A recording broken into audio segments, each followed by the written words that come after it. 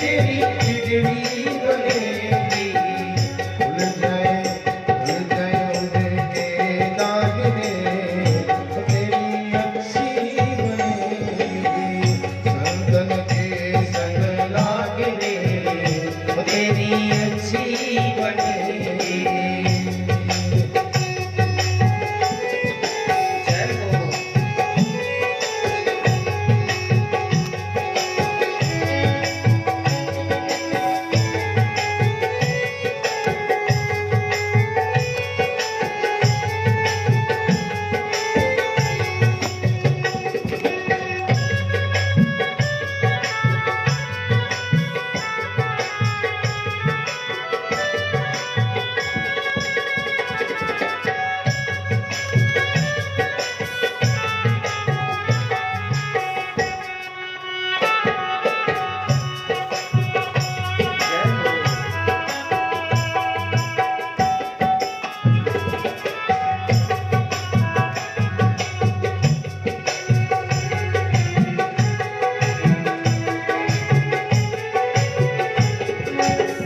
संतन संग करी पुण्य कमाई, संतन संग करी पुण्य कमाई, संतन संग करी पुण्य कमाई, संतन संग करी पुण्य कमाई, पुण्य कमाई, हाँ पुण्य कमाई, हाँ पुण्य कमाई। संतन संग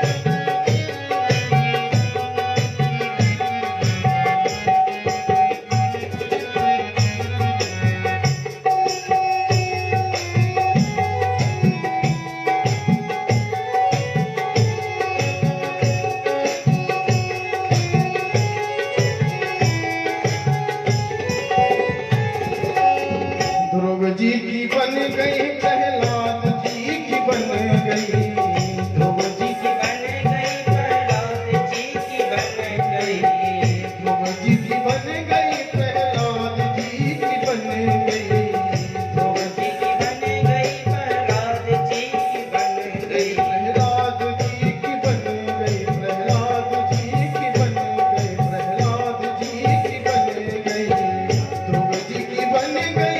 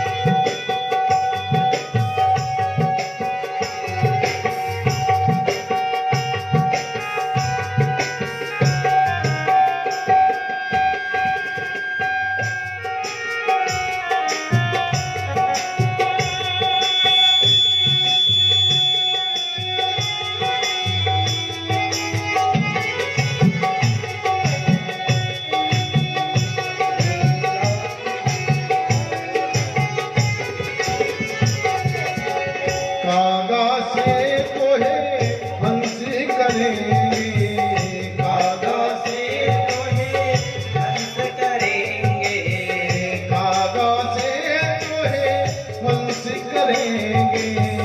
कागा से तोहे हंस करेंगे, हमसे करेंगे माँ, हमसे करेंगे माँ, हमसे करेंगे। कागा से कोई हंस करेंगे, मिट जाए उनके दाग में, हाँ मिट जाए उनके दाग में। मेरी अच्छी बनेगी, संग लागे तेरी अच्छी बनेगी।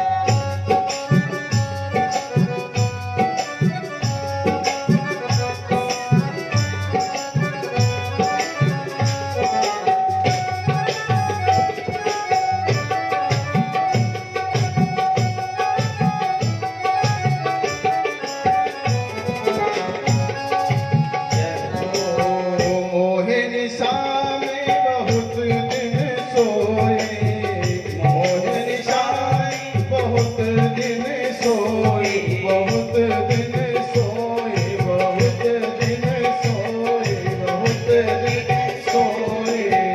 मोहे निशा में बहुत दिन सोए, जाग सके तो जाग रे, हाँ जाग सके तो जाग रे।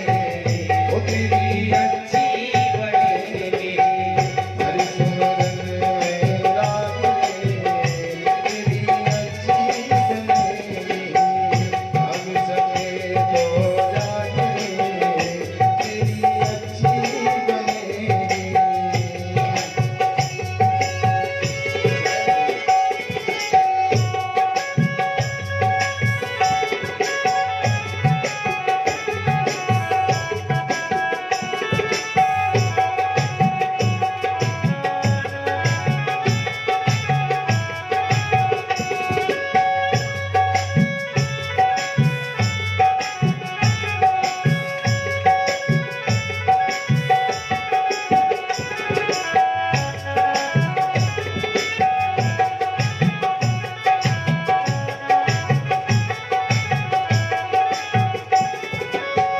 सुत बिति नारी तीन आसाएं, सुत बिति नारी तीन आसाएं, सुत बिति नारी तीन आसाएं, सुत बिति नारी तीन आसाएं।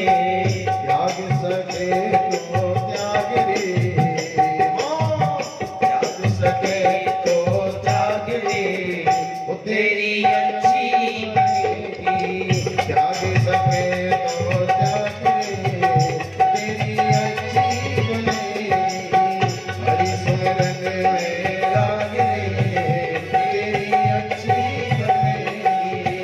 हरि सुमरन में राग रे, तेरी अच्छी बनेगी। संतन के संग लाग रे, तेरी अच्छी बनेगी।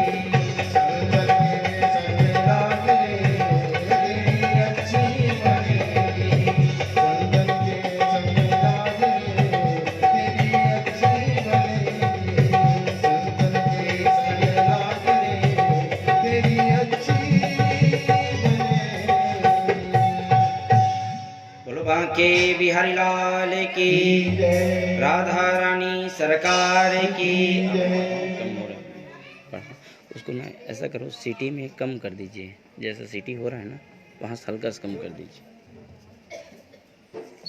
बोलो बांके बिहारी लाल की, राधा रानी सरकार की। और जैसे ही संत लोग सुंदर भजन गाने लगे, अजामिल भी वहीं बैठा हुआ था। अजामिल के नेत्र से अश्रु प्रवाह होने लगे, नेत्र सजल हो गए अजामिल के। अजामिल जो है मानो ऐसा ही लग रहा है कि ये संत जो हैं मेरे को ही कह रहे हैं क्या, मेरे को ही बोल रहे हैं क्या। ऐसा होता है बंधु, जब कथा में ऐसा कोई प्रसंग निकलता है कुछ लोग ऐसे कहते हैं कि मानो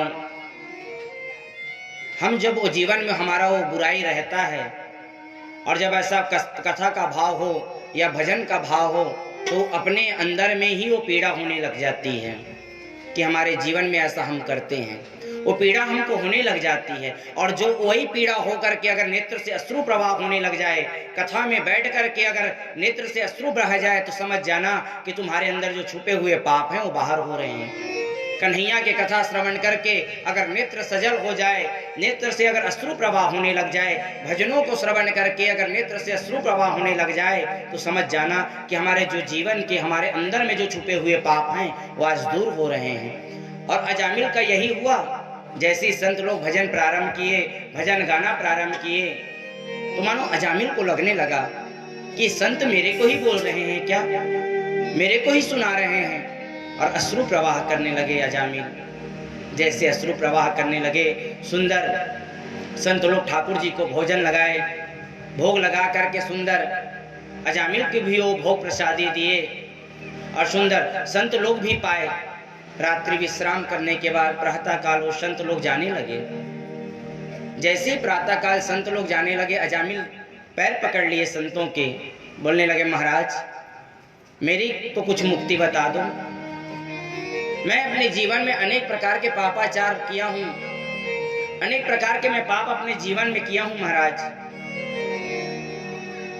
मेरे मुक्ति का कुछ साधन तो बता दो आप। जैसे संतों के चरण पकड़े हैं अजामिल जो हैं, उतने में ही संत लोग बोलने लगे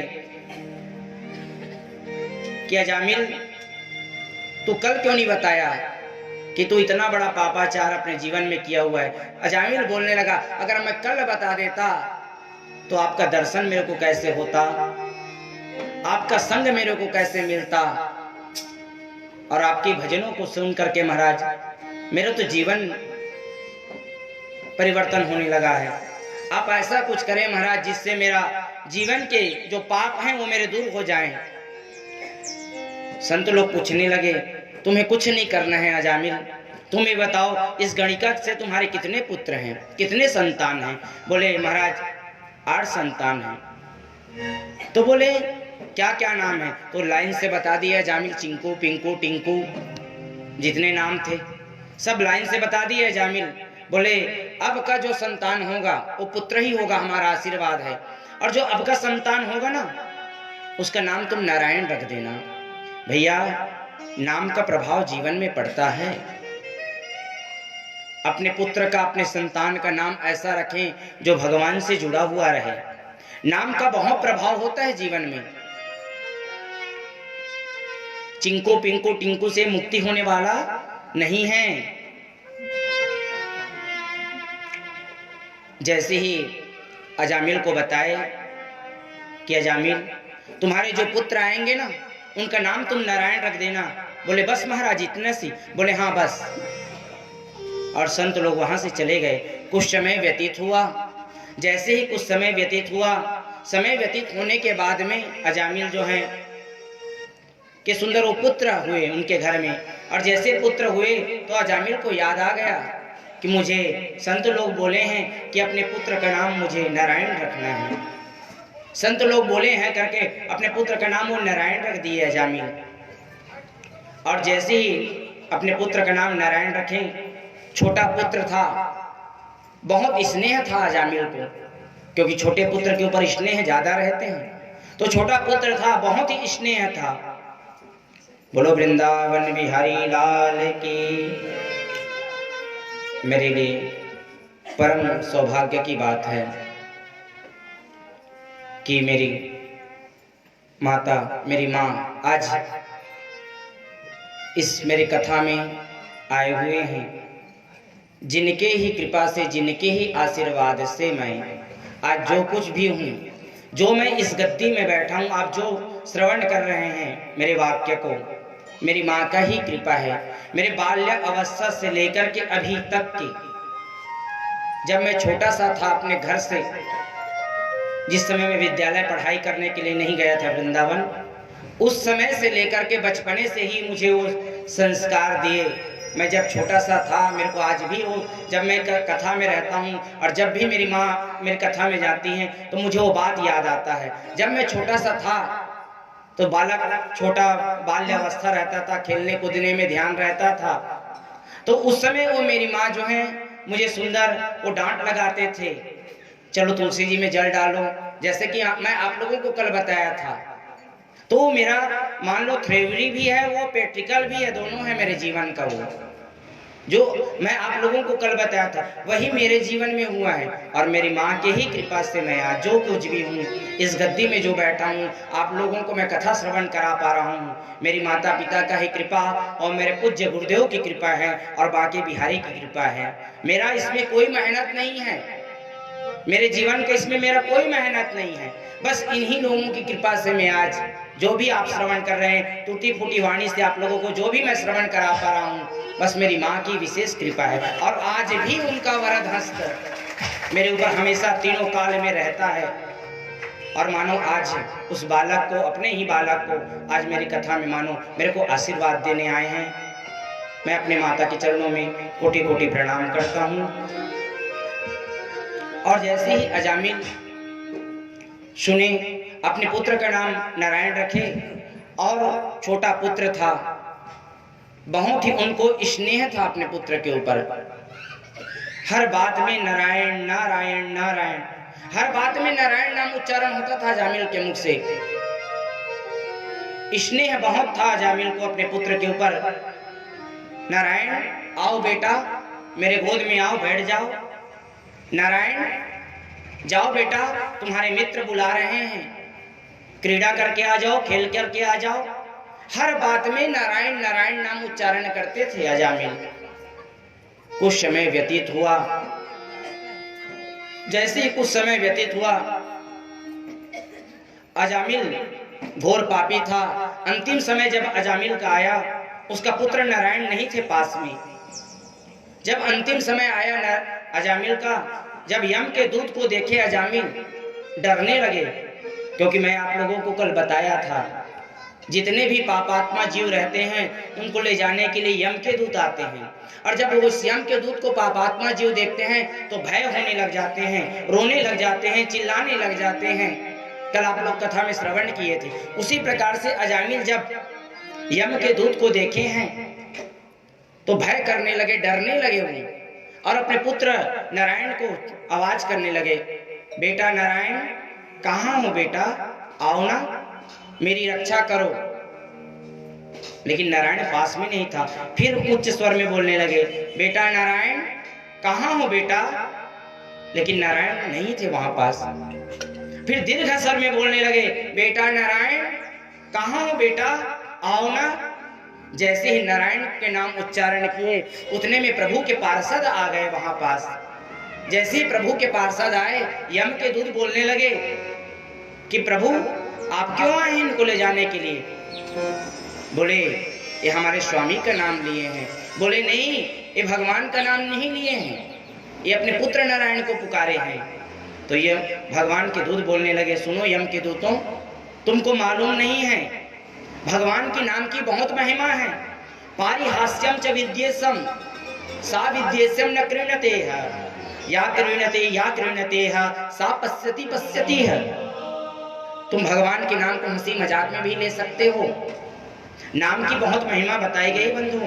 भगवान के नाम को आप हंसी मजाक में ले सकते हो। पारिहास्यम च, अभिलषा से भी भगवान का नाम ले सकते हो। अपने दुकान के नाम से भी भगवान का नाम रख सकते हो। अपने पुत्र के नाम से भी भगवान का आप नाम रख सकते हो। नाम का महिमा जीवन में रहता है, पड़ता है, और उस नाम की महिमा को तुम क्या जानो। यम के दूत, भगवान के पार्षद यम के दूतों के ऊपर क्रोध करने लगे। भगवान की नाम की बहुत ही महिमा होती है बंधु। नाम का महिमा बताया गया है शास्त्रों में। एक व्यक्ति थे, एक संत थे एक नगर में। उस संत जो हैं नित्य प्रति भगवान का नाम स्मरण किया करते थे और नगर में विचरण किया करते थे संत। तो सब लोग उनको भगवान के भक्त हैं करके कोई खाने को दे देते, कोई वस्त्र दे देते उस संत को, कोई द्रव्य दे देते उस संत को। उस संत का जीवन चल रहा था, भगवान का नाम लेते लेते संत का जीवन कट रहा था। उसी ग्राम में एक व्यक्ति देखे कि वाह, देखो इस संत को कितना ढोंग करता है, ढोंग कर रहा है और बोलता है मैं भगवान का भक्त हूं। क्योंकि व्यक्ति जैसे होते हैं ना, जैसा हमारा दृष्टि होता है वैसे हमको सृष्टि दिखाई देता है। बंधुओं, जितना भी एक खेल हो रहा है ना, ये केवल हमारे भाव का खेल है। जैसे ही बोले कि ये तो अवहेलना से, ये तो ढोंग करता है, भगवान का नाम लेता हूं करके, भक्त हूं करके ढोंग करता है ये संत।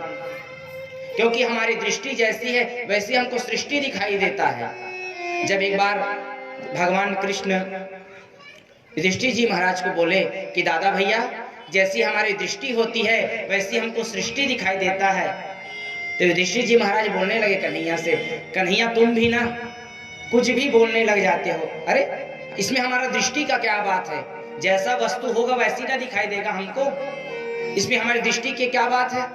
तो बोले रुको दादा भैया, अर्जुन को बुलाए और अर्जुन को बुला करके बोले अर्जुन जाओ तुम ऐसे व्यक्ति, बुरे व्यक्ति को ढूंढ करके लाना जिनके जीवन में अनेक प्रकार की बुराई है, ऐसे तुम व्यक्ति को ढूंढ करके लाना। अर्जुन गए, सवेरे से लेकर के शाम तक के भ्रमण करते गए अर्जुन। जैसे शाम को वापस आए कन्हैया के पास, कन्हैया बोले अर्जुन कोई नहीं मिला क्या तुमको बुरा व्यक्ति संसार में? तो अर्जुन क्या बोलते हैं, कन्हैया मैं जहां भी गया मेरे से बुरा मुझे कोई मिला ही नहीं, सबसे बुरा मैं ही लगा, मेरे से बुरा मुझे कोई मिला ही नहीं। दुर्योधन को बुलाए कन्हैया, दुर्योधन को बुला करके बोले दुर्योधन तुम जाओ और कोई सज्जन व्यक्ति को ढूंढ करके लाना, जिनके जीवन में सज्जनता हो, ऐसे सज्जन व्यक्ति को ढूंढ करके लाना। जैसे ही बोले दुर्योधन को, दुर्योधन गए और जाकर के जैसे भ्रमण किए, घूम लिए, सायंकालीन मेला में जैसे आए तो दुर्योधन से पूछने लगे दुर्योधन कोई नहीं मिला क्या? तो दुर्योधन बोलते हैं प्रभु मुझे कोई भी सज्जन व्यक्ति नहीं मिला, जितने भी मुझे मिले वो बुरे ही बुरे मिले। कन्हैया बोले देखिए दादा भैया, जैसा हमारा दृष्टि होता है वैसे हमको सृष्टि दिखाई देता है। अर्जुन अच्छे हैं, सत्कर्मी हैं, इसलिए उनको सब अच्छे दिखाई दे रहे हैं, अपने आप में ही उनको बुराई दिखा दे रहा है। और दुर्योधन जो है बुरे हैं, तो उनको सब जो है बुरे ही दिखाई दे रहे हैं, वो स्वयं को अच्छा मान रहा है। तो जैसी हमारी दृष्टि होती है भैया वैसी हमको सृष्टि दिखाई देती है। तो संत को भी, संत तो सच्चे थे, संत तो भगवान का नाम स्मरण करते थे, लेकिन वो व्यक्ति ऐसा मन में सोचने लगा कि देखो ये ढोंग करता है, संत ढोंग कर रहा है, भगवान का नाम ले रहा है और सुंदर इसको मौज है, खाने को मिल रहा है, वस्त्र पहनने को मिल रहा है, इसको पैसा मिल रहा है, संत का तो मौज है, कल क्यों ना मैं भी ऐसा करने लग जाऊं। अब वो व्यक्ति भी सुंदर जटाजूट अपना बढ़ा लिए, हाथ में चिमटा पकड़ लिए, भगवे वस्त्र धारण कर लिए, क्योंकि वो तो निकम्मा था, उसको काम करना नहीं था, फोकट का मिल जाए खाने को ऐसा उनका भाव था। अब वो भी बढ़िया सुंदर चिमटा चलाते चलाते भगवान के भजन गाने लगे, हर घर के सामने जाते भगवान का नाम स्मरण करते, लोग देखने लगे कि ये भी भगवान का भक्त है, इनको भी दे दो। लोग उनको खाने को दे दिए, वस्त्र दे दिए, द्रव्य दे दिए। अब वो तो एक अपना धंधा ही बना लिया, भगवान का नाम स्मरण करना है, उनका मौज हो गया, फ्री का खाने को मिल रहा है, कमाने कौन जाए, बस थोड़ा सा भगवान का नाम लेना है, खाने को मिल जाता है। वो व्यक्ति अपना धंधा ही बना लिया उनको। एक दिन वो सुंदर भगवान का नाम स्मरण कर रहा था, रास्ते में चल रहे थे, रास्ते के किनारे किनारे वो व्यक्ति चल रहा था जो ढोंग करने वाला है, उनके पीछे नगर के लोग चल रहे थे, भगवान का सुंदर ये भजन कर रहा है सोचते हुए। लेकिन जैसे कुछ दूर आगे गए, आंख बंद किया हुए थे, आंख उनका बंद था, कुछ दूर गए और जैसे गए तो सामने कुआं मिला, धड़ाम से जाकर के कुएं में ही गिर गया, क्योंकि ढोंग कर रहा था, आंख बंद था, देख नहीं पाए, सामने कुआं था, जाकर के गिर गए। जैसे कुएं में गिरे वो व्यक्ति सोचने लगा मैं तो कुएं में गिर गया हूं, और मैं यहां अगर कहूं तो व्यक्ति वहां सुंदर भगवान का नाम स्मरण करने लगा, मानो भगवान का छवि का ध्यान करने लगा और भगवान से मानो कहने लगा वाह प्रभु कितना सुंदर आपकी गले में वैजंत्री माला धारण किए हो, कितने सुंदर आपके मकृति कुंडल है, कितने सुंदर आपकी मोहनी रूप है, मानो भगवान को उनको दर्शन हो रहा हो, ऐसा व्यक्ति करने लगा, ढोंग करने लगा। अब जितने भी लोग थे बाहर में, कुएं के बाहर, सब देखने लगे। सब लोग सोचने लगे कि देखो कितना बड़ा संत है ये, कितना सच्चा संत है, इनको भगवान कुएं में दर्शन दे रहे हैं, सब ये सोचने लगे। उसमें से एक व्यक्ति हिम्मत जुटाया, चलो मैं भी जाकर के देखूं, शायद भगवान मेरे को भी कुएं में दर्शन दे दे। धड़ाम से छलांग लगाए कुएं में। कुएं में जैसे ही गए, पैर की हड्डी टूटी, भगवान का दर्शन नहीं हुआ। प्रेम से कही श्री राधे। पैर की हड्डी टूटी, भगवान का दर्शन नहीं हुआ। अब जैसे ही वो कुएं में गए, देखे तो वहां तो भगवान का दर्शन हो नहीं रहा है। वो व्यक्ति सोचने लगा शायद ये संत हैं इसलिए उनको भगवान का दर्शन हो रहा है, मैं पापी हूं इसलिए मेरे को दर्शन नहीं हो रहा है। लेकिन मैं अगर बोलूं मेरे को भगवान का दर्शन नहीं हो रहा है, तो ऊपर में जो लोग हैं ये कहेंगे कि ये पापी है, इसको भगवान का दर्शन नहीं हो रहा है। तो वो भी संत के संग में राग लगाना प्रारंभ कर दिया। वो भी कहने लगा, वाह प्रभु, आपका कितना सुंदर मकृति कुंडल है, कितने सुंदर आप वैजंती की माला धारण किए हुए हो, कितना सुंदर आपका मोहनी रूप है। वो भी संत के संग में सुंदर स्वर में स्वर लगाने लग गया। अब जितने लोग बाहर में खड़े थे वो देखने लगे, अरे इनको भी भगवान का दर्शन हो रहा है कुएं में। तो बस एक एक करके अब सब कुएं में कूदने लगे। और कुएं में जैसे कूदने लगे, लेकिन कुएं में पैर रखने का जगह भी नहीं बचा और दर्शन किसी को नहीं हो रहा है। और सब एक दूसरे को ही देख करके बोल रहे हैं, क्योंकि जो नहीं बोलेगा वही पापी है, जो नहीं बोलेगा दर्शन नहीं हो रहा है वो पापी बन जाएगा। तो सब एक दूसरे के स्वर में स्वर मिलाने लगे कि वाह प्रभु, आपका कितना सुंदर झांकी है, कितने सुंदर आपके मकृति कुंडल है, कितने सुंदर आप गले में वैजंती माला धारण किए हुए। सब स्वर में स्वर लगाने लग गए। और जैसे ही सब बोलने लग गए तो जो ढोंग कर रहा था वो व्यक्ति सोचने लगा, भगवान से कहने लगा, वाह प्रभु, वो सोचने लगा देखो भगवान सबको दर्शन दे रहे हैं, मेरे को ही भगवान दर्शन नहीं दे रहे हैं। ये सब झूठ थोड़ी ना बोलेंगे, भगवान सबको दर्शन दे रहे हैं, मेरे को ही दर्शन नहीं दे रहे हैं। तो भगवान से निवेदन करने लगे, अश्रु प्रवाह होने लगा उसके नेत्रों से, प्रभु जब सबको दर्शन दे रहे हो प्रभु, तो आप मेरे को क्यों दर्शन नहीं दे रहे हो?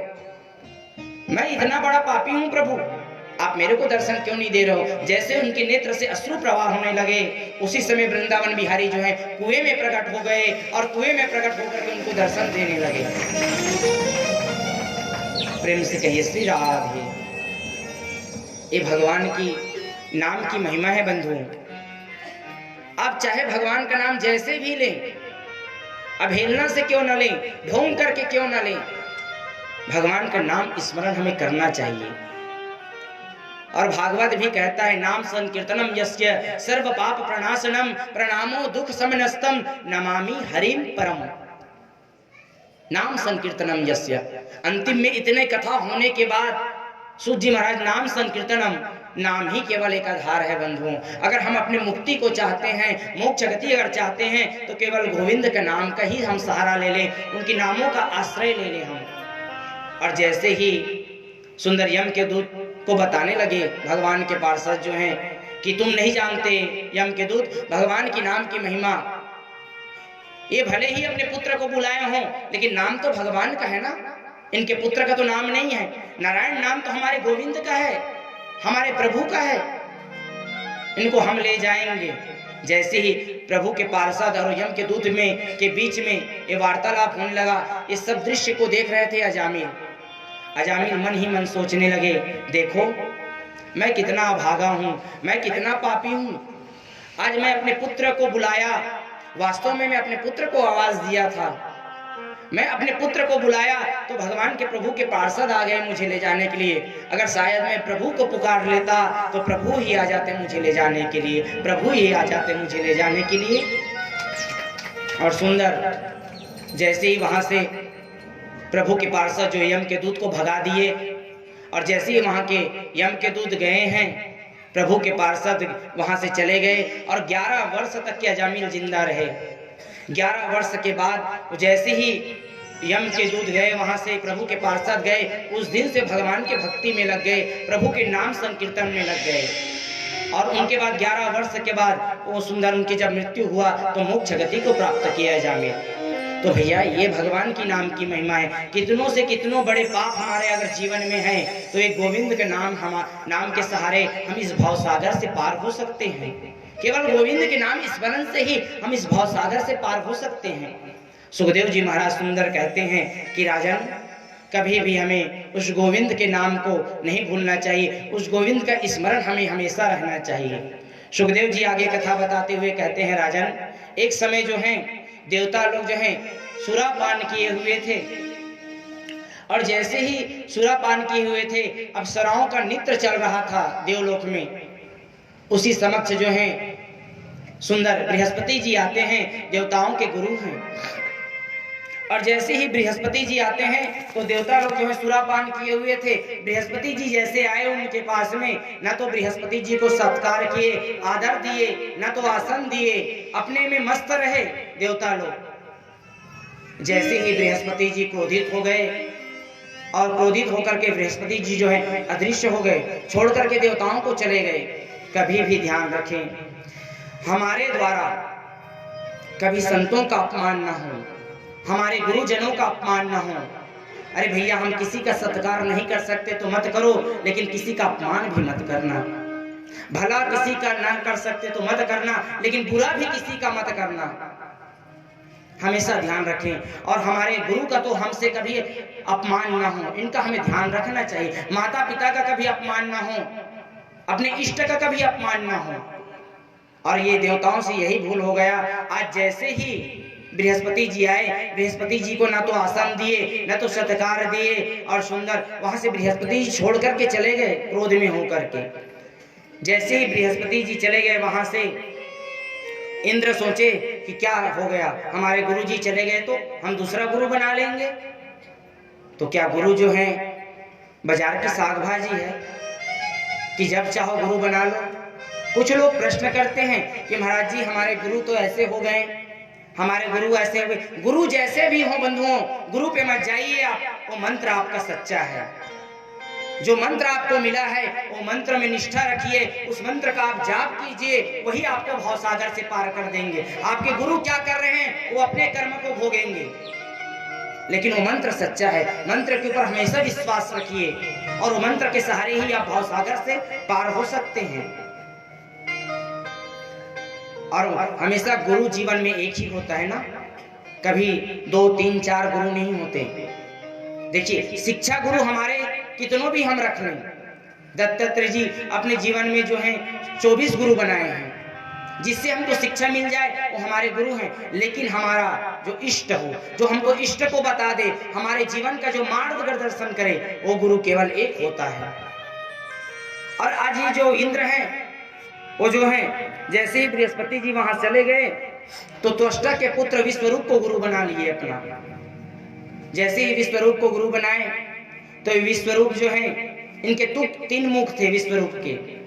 एक मुख से ये वेद पाठ करते, एक मुख से जीवनचर्या करते, और एक मुख से मदिरा पान करते। ये इनके 3 मुख थे। और जैसे ही ये इंद्र जो है विश्वरूप को गुरु बनाए, गुरु बनाने के बाद ये विश्वरूप जो है दैत्यों के लिए भी आहुति प्रदान कर देते थे। ये जैसे ही विश्वरूप जो है दैत्यों के लिए आहुति प्रदान कर देते थे, इंद्र को पता चला कि विश्वरूप तो हमसे छुपा करके दैत्यों के लिए आहुति प्रदान करते हैं। इंद्र को क्रोध आया और अपने इंद्र जो है लिए और ले करके उस विश्वरूप को वध कर दिए। जैसे ही विश्वरूप का वध किए तो ब्रह्म हत्या जो है पीछे लग गए इंद्र के। जैसे ही ब्रह्म हत्या पीछे लग गए, इंद्र को दौड़ाने लगे, और उस ब्रह्म हत्या के बचने के लिए इंद्र जो है दौड़ने लगे। आगे आगे इंद्र दौड़ने लगे, पीछे पीछे वो ब्रह्म हत्या दौड़ने लगे, क्योंकि ब्राह्मण का वध किए थे। और जैसे ही ब्रह्म हत्या दौड़ाने लगे इंद्र को, इंद्र जो है कमल के नाल में जाकर के छिप गए उस ब्रह्म हत्या की डर से। जैसे ही कमल के नाल में जाकर के इंद्र छिप जाते हैं, देवता लोग देखने लगे कि अब हमारा राज्य तो खाली हो गया, राज्य गद्दी खाली हो गया, अब किनको हम राजा बनाएं, हमारा पालन कौन करेगा? इंद्र तो नहीं है, इंद्र अदृश्य हो चुके हैं, अब हम किनको राजा बनाएं? तो उसी समय जो है नहुस को राजा बनाया गया, और नहुस को बोला गया कि जब तक के इंद्र नहीं आ जाते आप राजा हैं, आप इंद्र के गद्दी में बैठ करके, आप इंद्र के पद में बैठेंगे, आप राजा हैं हमारे। जैसे ही नहुस इंद्र के गद्दी में बैठे, इंद्रासन में बैठे, उतने में ही नहुस पूछने लगे ये इंद्र लोग किसका है? देवता लोग बोलने लगे आपका है। ये जितने भी वैभव संपदा किसका है? बोले ये आपका है। तो इंद्राणी किसका होना चाहिए? देवता लोग चुप हो गए, बोले दुष्ट के मन में तो पाप आ चुका है, इंद्राणी के ऊपर अपना अधिकार जमाना चाहता है ये दुष्ट। जाकर के इंद्राणी को बताया गया कि देवी वो दुष्ट नहुस तो तुमको भी अपना पत्नी बनाना चाहते हैं। वो इंद्राणी जो है माँ भगवती के पास गए, माँ भगवती के पास जाकर के कहने लगे माँ वो आज मेरी सुहाग की रक्षा कर माँ, आज मेरे सुहाग दांव में लगे हुए हैं, वो दुष्ट जो हैं मेरे सतीत्व को आज भंग करना चाहते हैं माँ, आज मेरी लाज रखो माँ तुम। जैसे माँ के पास जाकर के सर्व मंगल मांगल्ये शिवे सर्वार्थ साधिके शरणे त्र्यंबके गौरी नारायणी नमस्तुते। जाकर के माँ भगवती के सामने निवेदन करने लगी इंद्राणी। माँ को सुंदर मंदार के पुष्प अर्पण किए, माँ के सामने जाकर के दिव्य ज्योति प्रज्वलित किए और माँ की सुंदर स्तुति करने लगे। माँ मेरी सुहाग की रक्षा कर माँ, मेरे सतीत्व की लाज रख माँ, आज मेरे को बचाओ माँ। जैसे ही माँ भगवती के सामने जाकर के इंद्राणी प्रार्थना करते हैं, माँ भगवती कहते हैं बेटी चिंता मत कर। बोले कैसे चिंता ना करूं माँ? वो नहुस जो है, दुष्ट जो है, मेरे सतीत्व को भंग करने में तुले हैं। बोले बेटी तुम बस यही प्रस्ताव रख देना नहुस के सामने कि 4 वेद पाठी ब्राह्मण मेरे पालकी मुझे बैठा करके अगर ले जाए, 4 वेद पाठी ब्राह्मण नहुस उसमें बैठ करके मेरे पास अगर आए तो मैं उनकी पत्नी बनने के लिए तैयार हूं। ऐसा तुम नहुस के सामने प्रस्ताव रख देना। और माँ आशीर्वाद दिए इंद्राणी को। इंद्राणी जैसे आए, देवता लोग बताए कि नहुस आपको पत्नी बनाना चाहते हैं, अपना पत्नी बनाना चाहते हैं। तो इंद्राणी बोले मुझे स्वीकार है, लेकिन जाकर के नहुस को बता देना कि 4 वो वेद पाठी ब्राह्मण के द्वारा पालकी में बैठ करके मेरे सामने अगर आए तो मैं उनको अपने पति रूप में स्वीकार कर लूंगी। जैसे नहुस को जाकर के बताया गया कि नहुस तुम जाकर 4 वेद पाठी ब्राह्मण से पालकी उठवा करके अगर इंद्राणी के पास जाओगे तो इंद्राणी तुमको अपने पति रूप में स्वीकार कर लेंगे। तुरंत बुलाए वेद पाठी ब्राह्मणों को, 4 वेद पाठी ब्राह्मण को बुलाया गया। जैसे ही वेद पाठी ब्राह्मण आए और बोलने लगे पालकी उठाओ, जैसे ब्राह्मण पालकी को उठाए नहुस उस पालकी में बैठ गए और उस पालकी में बैठ करके जैसे ही ब्राह्मण चलने लगे, उस पालकी को लेकर के ब्राह्मण धीरे धीरे चलने लगे, क्योंकि ब्राह्मण तो वेद का पाठ करना जानते हैं, पालकी कभी उठाए नहीं है, धीरे धीरे चल रहे थे ब्राह्मण। तो ये नहुस कहते हैं जल्दी चलो जल्दी चलो, सर्पम दूतम सर्पम दूतम, सर्प की भांति चलो, इतना आराम से चल रहे हो। ब्राह्मण के ऊपर क्रोध करने लगे नहुस। ब्राह्मण सोचने लगे ये दुष्ट बार बार हमको सर्पम दूतम क्यों बोलता है, इतना जल्दी जाने का बात क्यों कह रहा है। जैसे वेद पाठी ब्राह्मण जो हैं अपने नेत्र बंद करते हैं तो क्या देखते हैं कि ये दुष्ट तो किसी के सतीत्व को भंग करने जा रहे हैं, इंद्राणी के सतीत्व को भंग करने जा रहे हैं। तो ब्राह्मण लोग सोचने लगे अरे दुष्ट तू हमारे ऊपर बैठ करके तू किसी का सतीत्व को भंग करने जा रहा है, जा तू सर्प हो जा। श्राप दे दिए वहीं ब्राह्मण जो है। जैसे ही श्राप दिए नहुस जो है पालकी से नीचे गिर गया, सर्प बन गए। और माँ भगवती जो है इंद्राणी की जो है सौभाग्य की रक्षा किए, उनकी सतीत्व की रक्षा किए। जब भी जीवन में ऐसा कुछ दुख आए तो माँ भगवती की शरण में चले जाओ। जो जीवन में हमारे कोई देवता अगर हमारे दुख को दूर नहीं कर सकते, माँ भगवती की शरण में अगर हम चले जाते हैं तो माँ भगवती हमारे सब दुख को माँ भगवती दूर कर देते हैं। और उसी दिन से जो दीप प्रज्वलित जो करते हैं ना, उसी दिन से ये प्रारंभ हुआ है। जो नवरात्र में अपनी कामना को लेकर के हम सब दीप प्रज्वलित करते हैं माँ भगवती के चरणारविंद में, ये उसी दिन से प्रारंभ हुआ है। और जैसे ही ब्रह्म हत्या जो है उस कमल नाल के पास में खड़े रहे, इधर से देवता लोग आए, उस ब्रह्म हत्या को काट दिया गया। जैसे उस ब्रह्म हत्या को काटे, 2 भाग में बढ़ गए ब्रह्म हत्या, 2 भाग को फिर काटा गया, 4 भाग में बढ़ गया वो ब्रह्म हत्या।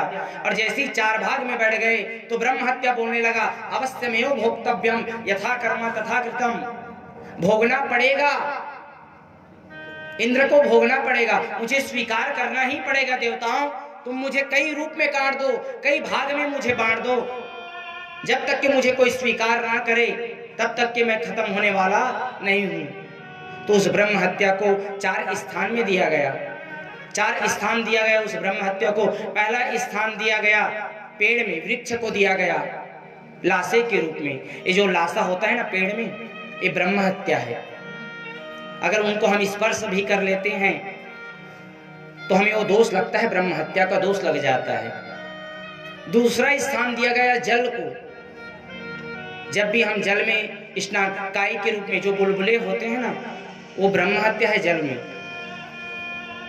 जब भी हम जल में डुबकी लगा करके स्नान करें तो वहां देखना, जो पुराने हमारे दादा परदादा हुए, जब भी स्नान करने जाते थे तो जल को साफ करके स्नान करते थे।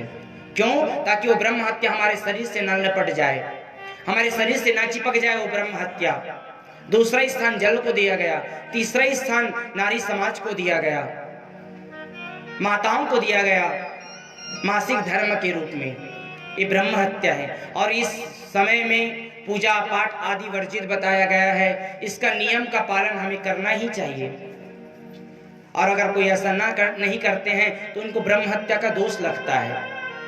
पूजा पाठ आदि से दूर रहें, मूर्ति को स्पर्श ना करें, जो इनका नियम बताया गया है उस नियम में रहें।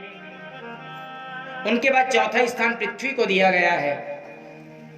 पृथ्वी को बोला गया तुम इसको स्वीकार करो। ऐसे 4 स्थान इस ब्रह्म हत्या को दिया गया। जैसे ही चारों स्थान में ब्रह्म हत्या को बांटा गया, इंद्र जो है कमल नाल से बाहर आए। और जैसे ही त्वष्टा को पता चला कि इंद्र जो है मेरे पुत्र का वध कर दिए हैं विश्वरूप का, तो यज्ञ करना प्रारंभ कर दिए त्वष्टा जो हैं। और यज्ञ प्रारंभ किए तो यहाँ उत्तेजित होकर के क्रोध में आकर के यज्ञ किए, क्रोध में आकर के वेद मंत्र का पाठ किए।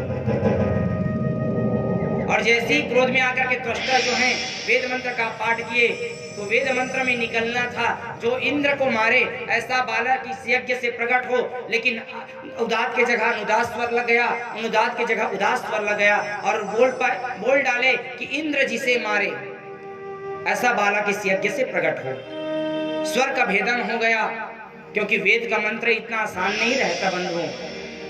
वेद मंत्र का पाठ करना बहुत कठिन होता है, क्योंकि वेद मंत्र का जो मंत्र निकलता है मुख के माध्यम से नहीं निकलता, नाभि से निकलता है वेद मंत्र जो है। इसलिए नारियों को, माताओं को, बहनों को वेद मंत्र मना किया गया है बोलने के लिए, क्योंकि गर्भाशय फटने का डर रहता है। अगर वेद मंत्र उच्चारण कर रहे हैं तो वो सीधा नाभि से निकलता है वेद मंत्र, गले से हो ही नहीं सकता। अगर गले से कोई वेद मंत्र अगर बोले तो उसका उच्चारण बिगड़ेगा ही बिगड़ेगा। नाभि को फाड़ते हुए वेद मंत्र निकलता है। और यही उससे त्वष्टा से भूल हो गया, अनुदात के जगह उनादास स्वर लग गया, अनुदात की जगह उदास स्वर लग गया। और उस यज्ञ से भयंकर पुरुष प्रकट हुआ और उसको बोला गया कि जाओ इंद्र का वध करो। जैसे ही इंद्र के पास में गए, इंद्र जैसे ही देखे हैं, सब देवता लोग बोलने लगे कि इनको मारना इतना संभव नहीं है इंद्र, तुम इनको नहीं मार पाओगे। जैसे ही इस वित्तासुर को इंद्र देखे हैं तो दधीची जी के पास गए। नारद जी सब देवता गणों को लिए हैं और दधीची जी के पास गए। जैसे ही दधीची जी के पास जाते हैं, दधीची जी बोलने लगे कैसे आए हो देवताओं मेरे पास। सब जाकर के प्रणाम करने लगे दधीची जी महाराज की। जैसे ही बोले कैसे आए हो देवताओं, तो बोले बस आज आपकी हमें हड्डी की आवश्यकता है, आप आपका हड्डी चाहिए जिससे हम वज्र बनाएंगे और वज्र बना करके उस दुष्ट जो है वित्तासुर का प्राणांत करेंगे, वध करेंगे। और सुंदर उनके शरीर में, दधीची जी के शरीर में नमक का लेप लगाया गया, गौ माता को बुलाया गया और उनके शरीर को चटवाया गया, पूरे मांस उनके शरीर से निकल गए। वो दधीची जी हैं और अपने हड्डी का दान किए, उससे वज्र बना। उस वज्र को इंद्र लिए हैं और जैसे उस वज्र को इंद्र लिए हैं और इंद्र के हाथ में जैसे वज्र को देखे वित्तासुर समझ गए कि अब मेरा मौत सामने है, अब मुझे कोई नहीं बचा सकता, क्योंकि दधीची की हड्डी के द्वारा मेरा मौत होगा। उनको पता था वित्तासुर को, जैसे देखे जैसे इंद्र उनको मारना चाहे, इंद्र को बोले रुक जाओ इंद्र, मुझे पता है अब तुम मेरा वध कर सकते हो। और इंद्र को रुकवाए और भगवान का सुंदर यहाँ स्तुति करने लगे हैं। जैसे ही भगवान का स्तुति करने लगे, भगवान का सुंदर स्तुति किए हैं और शायम ध्येयम निकृतो लोक विद्यातु कर्मणः अस्ये प्रोक्तान कर्माणाम वज्र विद्यम विना प्रीतेह। जैसे भगवान का स्तुति करने लगे वित्तासुर जो हैं और सुंदर स्तुति करने लगे, भगवान का नाम स्मरण करने लगे, कन्हैया का स्मरण करने लगे। और जैसे स्मरण करने लगे, इंद्र जो है वज्र को हाथ में लिए हैं और वज्र को हाथ में लेकर के जैसे इंद्र जो है वृत्तासुर के ऊपर वज्र का प्रभाव करते हैं, वज्र का प्रहार करते हैं, वृत्तासुर का प्राणांत हो जाता है। बोलो असुर निकंदन भगवान की।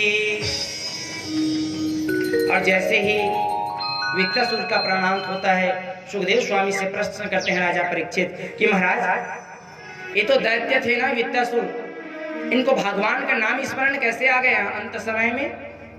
तो बोले ये वित्तासुर दैत्य तो थे, लेकिन ये पूर्व जन्म में चित्रकेतु राजा थे। ये वित्तासुर जब ये चित्रकेतु राजा के कोई पुत्र नहीं थे, तो भगवान की कृपा से इनकी एक पत्नी जो है, इनकी 100 पत्नियां थी चित्रकेतु राजा के, इनके कोई भी पुत्र नहीं थे। लेकिन इनके गृहस्थ जीवन में संत आए, संत के आशीर्वाद से, प्रसाद से इनके यहाँ एक रानी जो है पुत्र को जन्म दिए। लेकिन जो और 99 रानी थी वो ईर्ष्या करने लगे उस एक रानी से और उनके पुत्र को जहर देकर के मार दिए। जैसे ही जहर देकर के मार दिए, चित्रकेतु राजा के अंदर वैराग्य आ गया और वन को चले गए। जैसे चित्रकेतु राजा वन को जाते हैं तो भगवान के सुंदर भक्ति करके भगवान के पार्षद बन जाते हैं चित्रकेतु। जैसे ही भगवान के पार्षद बन जाते हैं, एक दिन आकाश मार्ग में विचरण करते रहते हैं तो चित्रकेतु क्या देखते हैं कि माँ पार्वती जो है भोले बाबा के गोद में बैठे हुए हैं। भोले बाबा के गोद में माँ पार्वती बैठे हुए हैं। चित्रकेतु जब इस दृश्य को देखे तो उनके मन में जो है कुभाव जागृत हो गया। सांसारिक दृष्टि देखते हुए कुभाव जागृत हो गए चित्रकेतु के अंदर और हंसने लगे। अरे देखो, इन्हीं को जगत पिता कहते हैं, इन्हीं को भोले कहते हैं, इनको माता पार्वती कहते हैं। हंसी करने लगे। माँ पार्वती को क्रोध आया। माँ पार्वती जो है क्रोध में आ गए और श्राप दे दिए, जा रे दुष्ट, तेरा भाव ठीक नहीं है, तेरे भाव में कुभाव है, तू जा राक्षस हो जा, राक्षस की तरह तू प्रवृत्ति कर रहा है, जा तू राक्षस हो जा। माँ पार्वती ने उनको श्राप दे दिए। जैसे ही माँ पार्वती श्राप दिए, वो चित्रकेतु माँ पार्वती के चरणों में स्पर्श करने लगे, गिर गए और बोलने लगे, माँ आप मेरे को श्राप दे दिए हैं, लेकिन मैं भक्ति से दूर हो जाऊंगा माँ। तो जैसे ही निवेदन करने लगे माँ पार्वती के चरणों में, माँ पार्वती उनको आशीर्वाद दिए कि जा, मैं तुमको आशीर्वाद देती हूँ कि अंत समय में तुम्हें भगवान का इस नाम स्मरण आएगा, भगवान का नाम तुमको स्मरण याद आ जाएगा। और सुखदेव स्वामी कहते हैं, राजन, उन्हीं माँ पार्वती के आशीर्वाद से उनको आज अंतिम समय में भगवान का नाम स्मरण आ गया और भगवान का सुंदर वो नाम स्मरण किए और भगवान की छवि को ध्यान करते करते वो मृत्यु गति को प्राप्त किए वित्तासुर। जैसे ही सुंदर सुखदेव जी महाराज बताने लगे, राजा परीक्षित से कहने लगे, राजन कि मैं तुमको कल एक कथा बताया था हिरण्याक्ष का, उनका छोटा भाई है हिरण्यकश्यप, और वो जो है हिरण्यकशिपु जो है नारायण से बैर करने लगे। जब भगवान जो है 12 रूप में आकर के नारायण जो है हिरण्याक्ष का वध कर देते हैं, तो हिरण्याक्ष का जैसे ही वध कर देते हैं, हिरण्यकशिपु जो है भगवान से बैर करने लगे नारायण से। नारायण को अपना शत्रु समझ बैठे, और जैसे ही नारायण को अपना शत्रु समझ बैठे, सोचने लगे कि मैं नारायण से अपने भाई का मृत्यु का बदला अवश्य लूंगा। तो सुखदेव स्वामी कहते हैं कि राजन, इनके यहाँ सुंदर भक्त प्रहलाद का जन्म हुआ। सुंदर वो भक्त हुए प्रहलाद। सुखदेव स्वामी बता रहे हैं राजन परीक्षित को, और कहते हैं राजन कि सुंदर वो जो हिरण्यकशिपु है वो वैर करने लगे नारायण से, और नारायण से वैर के उद्देश्य से जाकर के वन में ब्रह्मा जी का ध्यान करने लगे, ब्रह्मा जी का तपस्या करने लगे।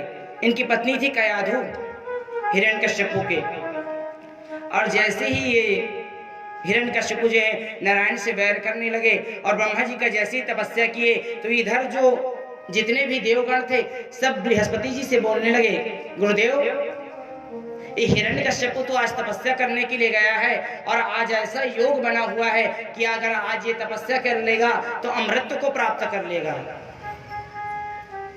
और जैसे ही बृहस्पति जी को बोले, बृहस्पति जी जो है एक तोते का रूप धारण कर लिए, और तोते का रूप धारण करके गए जिस वृक्ष के नीचे हिरण्यकशिपु जो है तपस्या कर रहे थे, वहीं पास जाकर के ये तोता जो है नारायण नाम उच्चारण करने लगे। जैसे ही नारायण नाम उच्चारण करने लगे, हिरण्यकशिपु सोचने लगे कि आज योग ठीक नहीं है। उस तोते को बार बार भगाना चाहे हिरण्यकशिपु, बार बार उनको भगाना चाहे, लेकिन फिर उड़ जाते वो तोता, फिर आ जाते वापस। हिरण्यकशिपु सोचने लगा कि आज योग ठीक नहीं है, मेरे शत्रु का मेरे सामने नाम उच्चारण हो रहा है, चलो आज मैं वापस चला जाता हूँ, कल आ जाऊंगा मैं फिर तपस्या करने के लिए। जैसे ही अपने घर में वापस जाते हैं, उनकी पत्नी कयाधु कहने लगे, पूछने लगे, महाराज कैसे आप वापस आ गए? आप तो ब्रह्मा जी के तपस्या करने के लिए गए थे ना, आप कैसे वापस आ गए?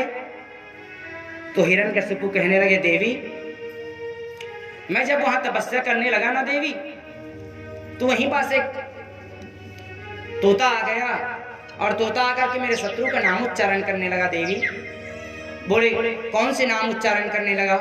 बोले नारायण नारायण नाम उच्चारण करने लगा। जैसे ही बोले, कयाधु समझ गई, ये तो अपने जीवन में एक भी बार नारायण का नाम उच्चारण नहीं किए हैं, यही एक समय है कि इनके मुख से मैं नारायण का नाम उच्चारण करा दूं, क्योंकि धर्म पत्नी है ना, और धर्म पत्नी वही है जो अपने पति को धर्म की ओर प्रेरित कर दे बंधुओं।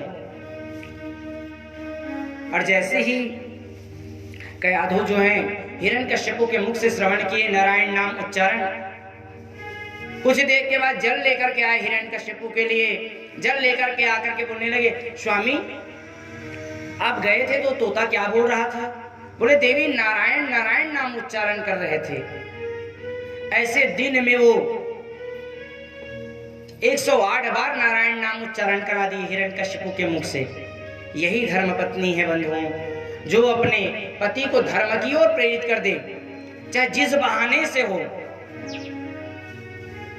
क्योंकि कयाधु समझ गई थी ऐसे तो ये नारायण नाम उच्चारण करने वाले हैं नहीं है, यही एक समय है कि इनके मुख से मैं नारायण नाम उच्चारण करा दूं। और सुंदर कयाधु जो है बार बार जो है हिरण्यकशिपु के मुख से नारायण नाम उच्चारण कराने लगे। जैसे ही नारायण नाम उच्चारण कराने लगे, रात्रि हुआ। रात्रि में जैसे हिरण्यकशिपु शयन करने लगे, फिर कयाधु पूछने लगी कि स्वामी आप गए थे तो आप वो तोता आ गया था, तोता क्या बोल रहा था? तो बोले देवी नारायण नाम उच्चारण कर रहे थे, नारायण नारायण बोल रहे थे देवी, और उसी समय गर्भधारण संस्कार हो गया। उसी समय कयाधु गर्भ धारण संस्कार हो गया, गर्भ धारण कर लिए कयाधु, भगवान नाम उच्चारण होते हुए गर्भ धारण हुआ है। जैसे ही गर्भ धारण किए कयाधु नारायण नाम उच्चारण से, और दूसरे दिन जैसे ही हिरण्यकशिपु जो हैं जाते हैं ब्रह्मा जी की तपस्या में लीन हो जाते हैं। ओम ब्रह्मदेवाय नमः, ओम ब्रह्मदेवाय नमः। जैसे ही ब्रह्मदेव का तपस्या करने लगे हिरण्यकश्यपु, इधर इंद्र आए। इंद्र आकर के कयाधु को पकड़ लिए और कयाधु को पकड़ करके ले जाने लगे उनके वध करने के लिए। नारद जी महाराज मिलते हैं रास्ते में, बोलने लगे इंद्र तुम क्या कर रहे हो? बोले महाराज ये कयाधु के गर्भ में बालक है और हिरण्यकश्यपु का पुत्र होगा, ये हिरण्यकश्यपु का पुत्र है, ये भी दुष्ट होगा, ये भी महापापी होगा, इसलिए मैं इनको गर्भ में ही नष्ट करना चाहता हूं। बोले नहीं इंद्र तुम ये भूल कभी मत करना, जो कयाधु के गर्भ में जो बालक है वो भगवान का सबसे बड़ा भक्त होगा, अग्रगण्य भक्त होगा, ये तुम इनको मारो मत। कयाधु को छुड़ाए, इंद्र के हाथों से छुड़ा करके लाए और सुंदर सत्संग देने लगे नारद जी महाराज। सुंदर भगवान का नाम स्मरण कराने लगे कयाधु के मुख से। और जब भी ऐसा समय हो बंधुओं, जब भी माताएं गर्भ धारण किए हुए हों तो उस समय में जितना हो सके सत्संग में जाएं, जितना हो सके भगवान का नाम स्मरण करें, क्योंकि जो बालक गर्भ में बालक है उनको गर्भ में ही संस्कार मिलना प्रारंभ हो जाता है। क्योंकि आप लोग कल कथा में श्रवण किए थे, जैसे ही 7वां महीना आता है उस बालक को बुद्धि मिल जाता है, उनको बुद्धि मिल जाता है और उनके अच्छे खराब बुरे सब का पता चलने लग जाता है बालक को। तो जब भी ऐसे माताएं गर्भ धारण किए हों तो सुंदर सत्संग में जाएं, सुंदर कथा श्रवण करें, सुंदर गोविंद की भक्ति करें, सुंदर ठाकुर जी की पूजा करें, ताकि आने वाला बालक सुसंस्कारित हो, संस्कार युक्त हो बालक। और भैया आज के समय में क्या होता है, गर्भ धारण किए हुए हैं माताएं मूवी देखने जा रहे हैं, प्रेम से कहिए श्री राधे, तो बालक देख रहा है गर्भ के अंदर से ही कि ऐसे ढक्कन ढाला जाता है, ऐसे चाकू मारा जाता है, उनको अंदर से ही सब पता लगने लग गया है कि बाहर जाना है, मुझे यही काम करना है। क्योंकि गर्भ में जो बालक है उनको जरूर असर पड़ता है। तो जब भी माताएं गर्भ धारण किए हों, इस अवस्था में हों, तो सुंदर सत्संग करें, सुंदर कथा श्रवण करें, सुंदर गोविंद की भक्ति करें, क्योंकि बालक के अंदर वो संस्कार पड़ता है। और जैसे ही सुंदर कयाधु को सत्संग देने लगे नारद जी महाराज, जैसे ही सत्संग देने लगे और जैसे ही सत्संग देने लगे, जैसे ही इधर हिरण्यकश्यपु जो है ब्रह्म देवता का तपस्या करने लगे, ब्रह्मदेव इनके तपस्या से प्रसन्न हो गए। जैसे ही प्रसन्न हुए ब्रह्मदेव बोले हिरण्यकश्यपु नेत्र खोलो बेटा, मैं प्रसन्न हूं तुम्हारे तपस्या से। ऊर्ध्वबाहु नभो दृष्टा, एक पैर में खड़ा होकर के तपस्या करने लगे ये हिरण्यकश्यपु, कठोर तपस्या करने लगे। जब इनके तपस्या को देखे हैं ब्रह्मदेव जी प्रसन्न हो गए, बोलने लगे बेटा नेत्र खोलो बेटा, मैं प्रसन्न हूं, तुमसे वर मांगो। तो हिरण्यकश्यपु क्या वर मांगते हैं, हे ब्रह्मदेव आप मुझे अमर का वर दीजिए, अमरत्व का प्रदान कर दीजिए।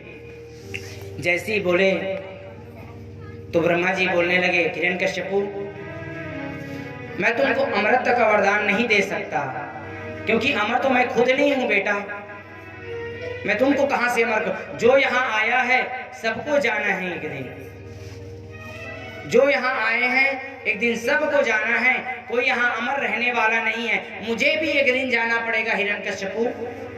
तो जब मैं अमर नहीं हूं तो मैं तुम्हें कहां अमरत्व का वरदान दे सकता हूं।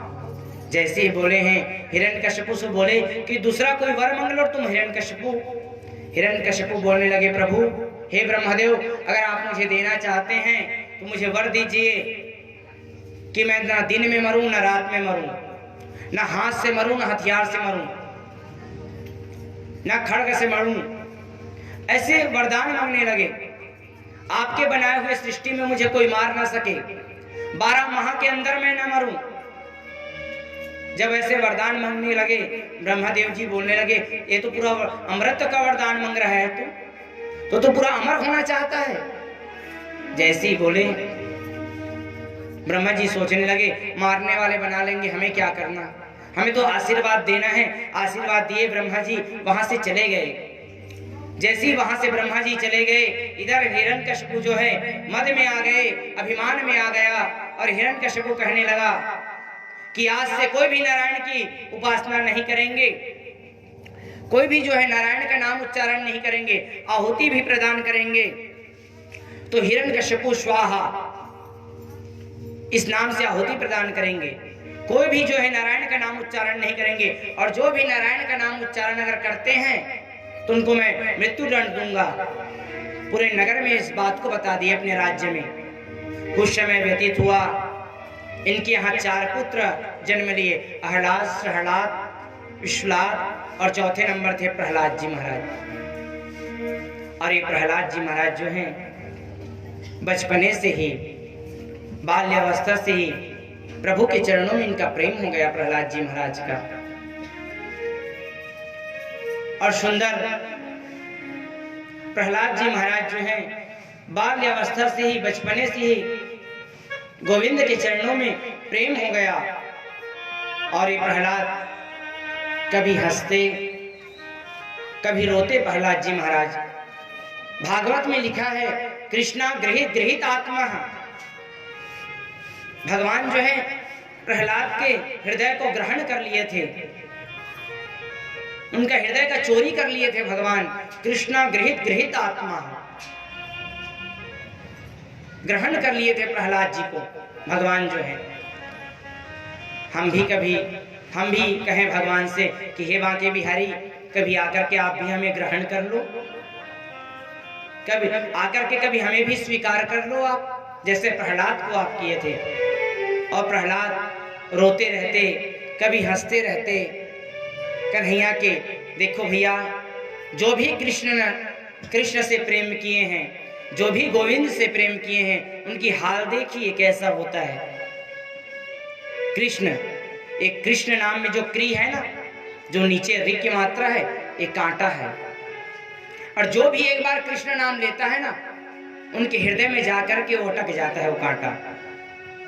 और जब मैं आपको उदाहरण दूं कि कुएं में हमारी कोई भी अगर वस्तु गिर जाता है, उनको हमको निकालना होता है, तो हम अगर रस्सी से निकालना चाहे तो निकलने वाला नहीं है, उनके लिए हमें कांटा का ही प्रयोग करना पड़ेगा। उसी प्रकार से इस भवसागर में हम पड़े हुए हैं बंधुओं, और इस भवसागर से अगर हमको उबरना है, इस भवसागर से हमें अगर निकलना है, तो हमें कृष्ण का नाम का सहारा लेना पड़ेगा। और एक बार अगर हम कृष्ण नाम का सहारा ले लेते हैं तो कृष्ण नाम का जो कांटा है हमारे हृदय में लग जाता है और उस भवसागर से हमको निकाल देते हैं। तो जो भी एक बार गोविंद का नाम ले लेते हैं, जो भी कृष्ण का नाम ले लेते हैं, उनको भवसागर से पार कर देते हैं। वो कृष्ण नाम का कांटा उनके दिल में चुभ जाते हैं। लागी लगन मत तोड़ना हो प्यारे, लागी लगन मत तोड़ना, हरि की मोरी लागी, हरि मोरी लागी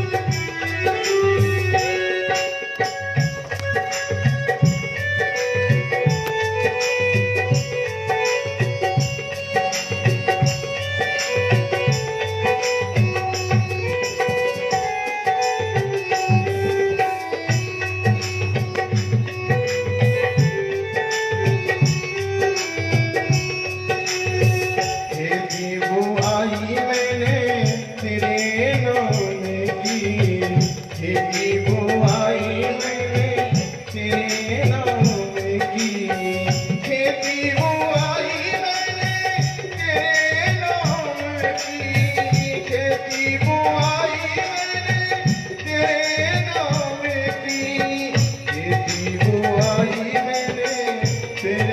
नाम की खेती बुआई मैंने तेरे नाम की।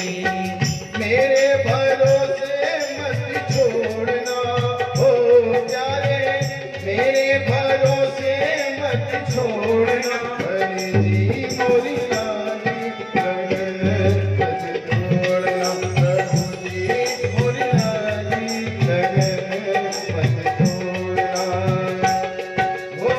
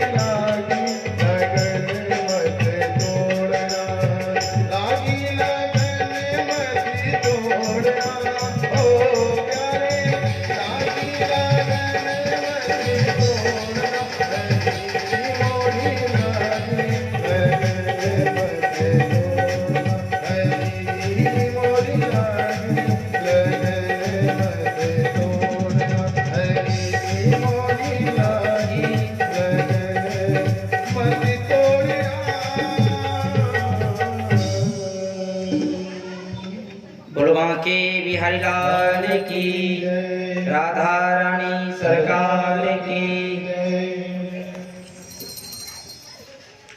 और जैसे ही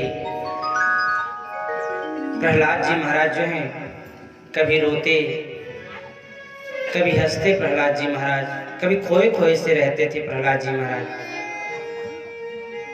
और कन्हैया के चरणों में हमेशा प्रेम जागृत करके रखते प्रहलाद जी महाराज।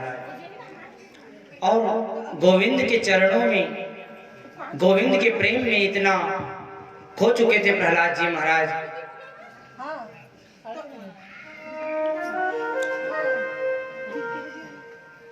बाल्यावस्था से प्रहलाद जी महाराज का भाव कन्हैया के प्रति, गोविंद के प्रति चरणों में लग गया।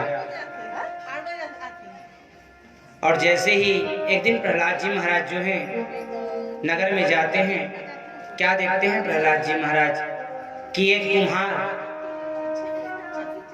अपने आवे में बर्तन रखे हुए थे, और उस भट्टी के अंदर में एक बिल्ली का बच्चा जो है धोखे से छूट गए थे। प्रहलाद जी महाराज जैसे वहां गए तो वो भगवान का नाम स्मरण कर रहे थे। देखे, बोले क्या? बोले हाँ, हम भगवान का नाम स्मरण कर रहे हैं प्रहलाद, ताकि उनकी रक्षा हो जाए उस बिल्ली के बच्चे की। बोले क्या? अगर भगवान का नाम स्मरण कर रहे हो, मेरे पिताजी को पता चलेगा तो क्या बोलेंगे? मृत्युदंड देंगे तुमको। भले ही दे दे प्रहलाद, लेकिन हम इसलिए भगवान का नाम स्मरण कर रहे हैं ताकि उस बिल्ली के बच्चे की रक्षा हो जाए। जब ऐसे उस कुम्हार ने बोले, प्रहलाद जी महाराज बोले मैं कल आऊंगा, मेरे सामने ही तुम खोलना। दूसरे दिन जैसे प्रहलाद जी महाराज गए, प्रहलाद जी महाराज के सामने ही जैसे खोला गया तो वास्तव में वो बिल्ली का बच्चा सुरक्षित निकला। प्रहलाद जी महाराज को पूर्णतः विश्वास हो गया फिर कन्हैया के चरणों में, गोविंद के चरणों में। और उस दिन से मन तो पहले ही लगा हुआ था, प्रहलाद जी महाराज को संस्कार मिल चुका था, लेकिन विश्वास भी हो गया, विश्वास भी जागृत हो गया। और हमारा विश्वास होना अति अनिवार्य रहता है बंधुओं। भगवान से हम प्रेम कर लें, लेकिन विश्वास भी हो हमें। जो भी करेंगे ठाकुर हमारे लिए अच्छा ही करेंगे, वो जो भी सोच के रखे होंगे हमारे लिए अच्छा ही सोच के रखे होंगे। भगवान का निर्णय कभी गलत नहीं होता बंधुओं। हम आप जो जीवन में हम निर्णय लेते हैं, हमारा निर्णय गलत हो सकता है, लेकिन कन्हैया का निर्णय कभी गलत नहीं हो सकता। वो जो हमको चाहिए वही वो प्रदान करेंगे, जिसमें हमारा भलाई है वही वो देंगे। और जैसे ही प्रहलाद जी महाराज को विश्वास हो गया, प्रहलाद जी महाराज गोविंद का नाम स्मरण, नारायण का नाम उच्चारण करना प्रारंभ कर दिए। जैसे ही तो ये कयाधु बोलने लगे हिरण्यकश्यप से, सुनो जी, ये प्रहलाद मेरे को कुछ ठीक नहीं लगता। बोले कभी खोए खोए सा रहता है, क्योंकि भैया जो भक्त होते हैं ना, संसार उनको पागल कहने लग जाते हैं, और जो संसार के लिए पागल हो जाता है ना, वो मेरे ठाकुर के काबिल बन जाता है। हमारे ब्रज में आप जाएंगे, आप हमारे ब्रज में जब भ्रमण करेंगे ना, तो आपको कितनों ऐसे पागल मिलेंगे जो ब्रज में आज पागल बन करके घूम रहे हैं। केवल एक राधा नाम, बिहारी जी के उस नाम को लेते लेते पागल की तरह घूम रहे हैं। और जो भी उनसे प्रेम किए हैं, कन्हैया से जो भी एक बार प्रेम कर लेते हैं, वो दुनिया के लिए ही पागल ही बन जाते हैं। आज आप भी आएंगे ब्रज में, देखेंगे जिस विदेश की कल्चर को हम अपने भारत में ग्रहण कर रहे हैं, जिस विदेश की संपदा को, कल्चर को हम अपने इसमें ले रहे हैं, भारत में अपने संस्कृति को हम भूल रहे हैं। आप जाएंगे ब्रज में, आज भी देखेंगे कि वो विदेशी भी वहां गोविंद के नाम स्मरण करते हुए पागल की तरह भ्रमण कर रहे हैं। वो विदेशी, उनको पूछा जाए कि आपको ये क्या प्राप्त होता है यहाँ आकर के ब्रज में रहने से, तो बोलते हैं एक आनंद की प्राप्ति होती है भारतवर्ष में, एक सुकून सा मिलता है भारत में, ब्रज में एक आनंद सा मिलता है ब्रज में। ये हमारा भारत देश है। और जो भी गोविंद के नाम स्मरण में लग जाते हैं, जो भी कन्हैया से प्रेम कर लेते हैं, उनका रात और दिन एक रहता है बंधु। वैसे ही प्रहलाद जी महाराज का आज हश्र हुआ। प्रहलाद जी महाराज जो हैं, कभी रोते भगवान जब नहीं दिखते, नारायण नहीं दिखते प्रहलाद जी महाराज को, तो रुदन करना प्रारंभ कर देते प्रहलाद जी महाराज, रोने लग जाते प्रहलाद जी महाराज। और कभी नारायण के जब दर्शन हो जाते प्रहलाद जी महाराज हंसना प्रारंभ कर देते। जब इस दृश्य को देखे कयाधु बोलने लगे हिरण्यकश्यप से कि सुनो जी, प्रहलाद मेरे को कुछ ठीक नहीं लगता आजकल, इनको हमें कहीं भेजना चाहिए पढ़ने के लिए, पढ़ाने के लिए। तो सुंदर प्रहलाद जी महाराज को दैत्य विद्या सीखने के लिए भेज दिया गया। जैसे ही दैत्य विद्या सीखने के लिए भेजा गया, असुरी विद्या सीखने के लिए, तो वहां प्रहलाद जी महाराज वहां भी जाकर के गोविंद का नाम स्मरण करना नहीं छोड़े। प्रहलाद जी महाराज वहां भी वो गोविंद का नाम स्मरण करते रहे। कुछ समय के बाद जब आए प्रहलाद जी महाराज, जैसे प्रहलाद जी महाराज आते हैं, हिरण्यकश्यप गोद में बैठा लिए अपने और बोलने लगे, बेटा प्रहलाद बता बेटा, क्या सीखा तू? पढ़ने के लिए गया था तू, कुछ प्राप्त किया तू? शिक्षा वगैरह सीखा? असुरी विद्या कुछ प्राप्त किया बेटा? बोले हाँ पिताजी, मैं प्राप्त किया हूँ, मैं विद्या को प्राप्त किया हूँ। बोले कौन सी विद्या प्राप्त की बेटा, बता तो, क्या पढ़े हो? तो कितना सुंदर बताते हैं प्रहलाद जी महाराज। कहते हैं श्रवणम कीर्तनम विष्णु स्मरणम पाद सेवनम अर्चनम वंदनम दास्यम सख्यमात्म निवेदनम। श्रवणम कीर्तनम, देखिए जो प्रहलाद जी महाराज बताए हैं ना, नवधा भक्ति का वर्णन करना है प्रहलाद जी महाराज। हाँ पिताजी, मैं गया हूँ, मैं वहां जाकर के शिक्षा भी प्राप्त किया हूँ पिताजी। लेकिन कौन सी शिक्षा? श्रवणम, श्रवण करना, गोविंद के नाम स्मरण श्रवण करना। श्रवणम कीर्तनम, प्रभु का कीर्तन करना। विष्णु, जैसे श्रवण बोले तो हिरण्यकश्यप खुश हो गए, प्रसन्न हो गए। कीर्तन बोले तो हिरण्यकश्यप प्रसन्न हो गए। सोचने लगे प्रहलाद शायद वहां जाकर के मेरे बारे में बोल रहा है, मेरे नामों का श्रवण बता रहा है, मेरे नामों का कीर्तन बता रहा है प्रहलाद। जैसे ही विष्णु बोले उतने में हिरण्यकश्यप क्रोधित में हो गए, क्रोध में आ गए, प्रहलाद को उतार दिया। अरे दुष्ट, तू मेरे घर में पुत्र नहीं कुपुत्र बन करके आया है, तू मेरे शत्रु का नाम लेता है मेरे सामने। अरे दुष्ट बालक। हिरण्यकश्यप जो है क्रोधित होने लगे और बोले कि जाओ, इस दुष्ट को, मेरे शत्रु का नाम ले रहा है ये दुष्ट। और फिर चंडामर्क को बुलाए और बोले जाओ इसको असुरी विद्या सिखाओ, ये तो मेरे शत्रु का नाम ले रहा है, क्या शिक्षा दी है इनको? जैसे ही बोले चंडामर्क लेकर के चले गए। चंडामर्क जैसे ही लेकर के जाते हैं, लेकिन प्रहलाद जी महाराज तो कोई भी परिस्थिति में हो, हर परिस्थिति में कन्हैया का नाम ले रहे हैं, उस बिहारी जी का नाम ले रहे हैं, हर समय में नारायण नाम उच्चारण कर रहे हैं। भैया हमारे जीवन में भी ऐसी होता है, जब हमारे जीवन में दुख आता है तब जाकर के हम भगवान का नाम लेते हैं, और जैसे हमारे जीवन में सुख आया हम उस कन्हैया को भूल जाते हैं, उस कन्हैया से दूर हो जाते हैं। लेकिन प्रहलाद जी महाराज हर काल में ले रहे हैं भगवान का नाम।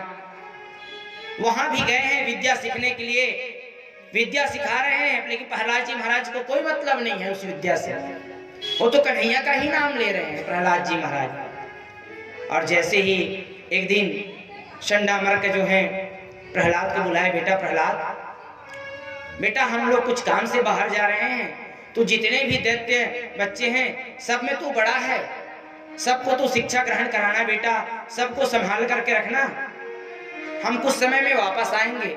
ऐसा बोल करके चले जाते हैं चंडामर्क। जैसे ही चंडामर्क जाते हैं प्रहलाद जी महाराज अपने ध्यान में लग जाते हैं। वहां जितने भी असुर बालक थे सब आकर के प्रहलाद जी महाराज से कहने लगे, प्रहलाद बोले हाँ भैया, बोलो चलो ना प्रहलाद, आज गुरुजी भी नहीं है, हम लोग कुछ खेल खेलते हैं। प्रहलाद बोले भैया मुझे कुछ नहीं खेलना है, जो मैं खेलता हूं ऐसा खेल अगर तुम लोग खेलोगे तो मैं तुम्हारे साथ खेलने के लिए तैयार हूं। बोले क्या खेल खेलोगे प्रहलाद? बोले जाओ अपने अपने घर से जाओ, लाओ ढोलक ला लो, मंजीरा ला लो, ये सब लेते आओ तुम लोग। तो जितने भी असुर बालक थे सब लाली अपने अपने ताल मंजीरे ढोलक आदि सब लेते आए और लेकर के प्रहलाद के सामने बैठ गए और प्रहलाद जी महाराज भी बैठ गए और सुंदर वो विद्या पढ़ाना प्रारंभ किए। प्रहलाद जी महाराज सबको पढ़ाना प्रारंभ किए। आप लोग भी पढ़ोगे। कितना सुंदर प्रहलाद जी महाराज जितने भी असुर बालक हैं सबको पढ़ा रहे हैं। श्रीमन नारायण नारायण नारायण श्रीमन नारायण नारायण नारायण लक्ष्मी नारायण नारायण नारायण लक्ष्मी नारायण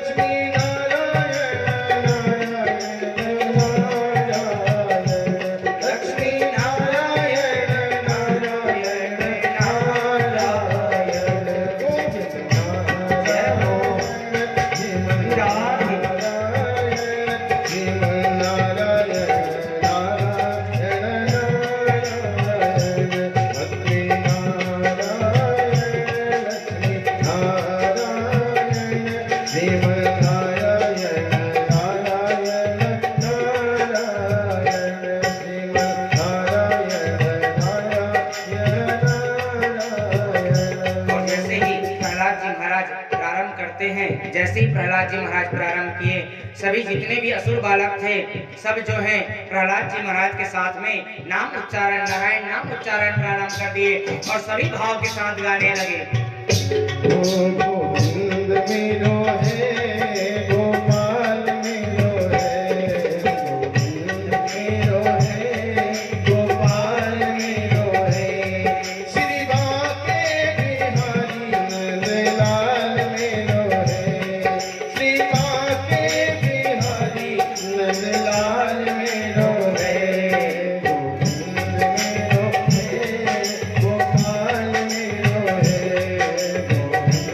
मेरो है गोपाल मेरो है श्री बाके बिहारी नंदलाल मेरो है श्री बाके बिहारी नंदलाल मेरो है श्री बाके बिहारी नंदलाल मेरो है श्री बाके बिहारी नंदलाल मेरो है गोविंद मेरो है गोपाल मेरो है गोविंद मेरो है गोपाल मेरो है।